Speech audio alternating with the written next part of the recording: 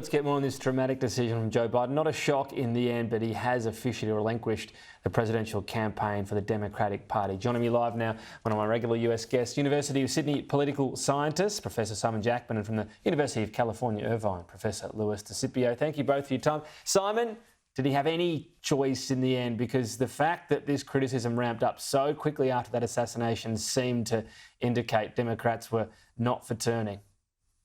Oh, look, in a strictly formal legal sense, of course he had a choice, Tom, but politically, realistically, I think the die was cast, frankly, a long time ago.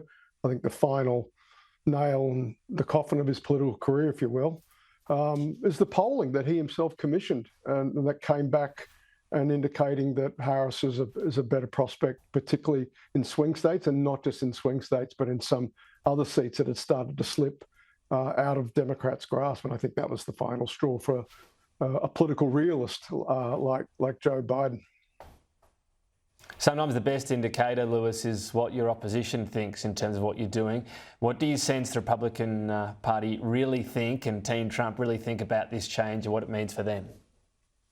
Oh, I think they would have rather run against President Biden. They were preparing for that, and I think they had a message that was working. I think they also saw that President Biden really couldn't respond to some of their misleading statements and their attacks.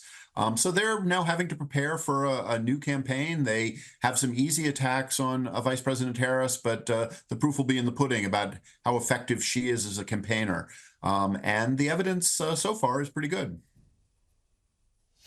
I guess that's the interesting thing, Simon, in terms of perceptions of Kamala Harris. There's the last time she tried to be the presidential candidate where she completely flopped. She's known for sort of awkward moments, laughing at the wrong time and so on. But, you know, 4 years as vice president teaches you a fair bit, doesn't it? What do you think of the modern, I guess, the post-VP potential she has? Is she being underestimated, or does she have some real weaknesses as a candidate?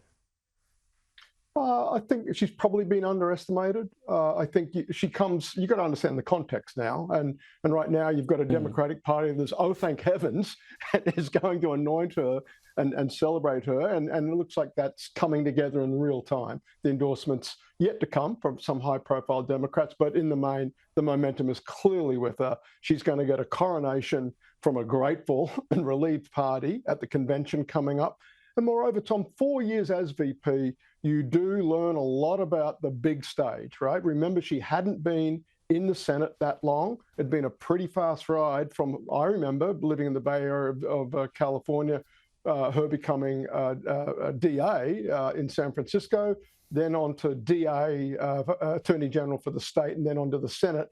That's actually, as politics go, certainly compared to Joe Biden's career, that's been a pretty fast transition.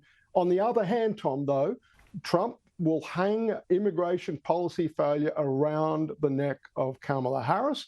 He will say, and perhaps with some justification, she was tasked with this difficult policy domain by President Biden. She has shown herself to be incompetent on those sorts of issues, and they will go very hard at her, I think, on the competence issue around this issue that Trump has put at center stage of his campaign.